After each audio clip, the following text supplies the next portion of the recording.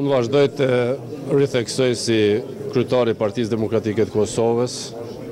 parti kjo fituese e zgjedhjeve të 8 qershorit, zgjedhje këto fair, të lira, demokratike, transparente dhe shembull edhe për krejt rajonin, se pas këtij procesi natyrisht spektri politik kosovar u ballafaqu me sfida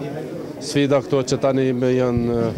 të tejkaluara dhe të qarta në kuptimin kushtetues dhe ligjor. Pra, zgjedhja duhet të gjendet në përputhshmëri me rezultatin zgjedhor të 8 qershorit, të respektimit plot të vendimeve të gjykatës kushtetuese, dhe sot i ftoj gjithë liderët politik që të gjejnë vullnetin e mirë për të ulur, për të diskutuar, për të komunikuar dhe duke komunikuar për të gjetur zgjidhjen që është në interes të vendit, në interes të qytetarëve, që garanton qeveri stabile, efikase,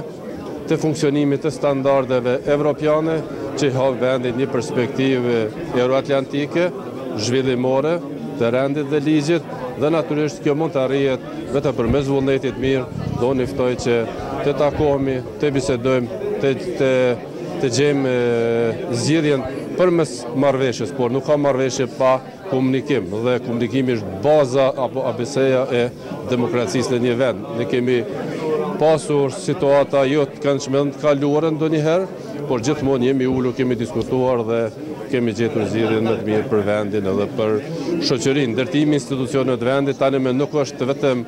çështje e një adrese politike, por është përgjegjësi e gjithë spektrit politik kosovar. Natyrisht është mirë që këtu kemi edhe mbështetjen e bashkësisë ndërkombëtare, por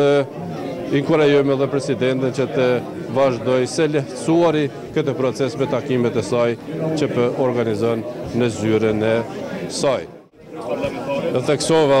zgjidhja duhet të gjendet duke respektuar rezultatin zgjedhor të 8 qershorit, vendimet e gjykatës kushtetuese. Ajo që është shumë e rëndësishme është që ne ofrojmë mundësinë që të takohemi, të bisedojmë dhe në kuadër të këtij komunikimi të mbrëmshëm ndërpartijak të gjendet zgjidhja, të arrihet marrëveshja dhe me marrëveshje gjithmonë kërkosh 100% mund të realizohet atë që dëshirojnë.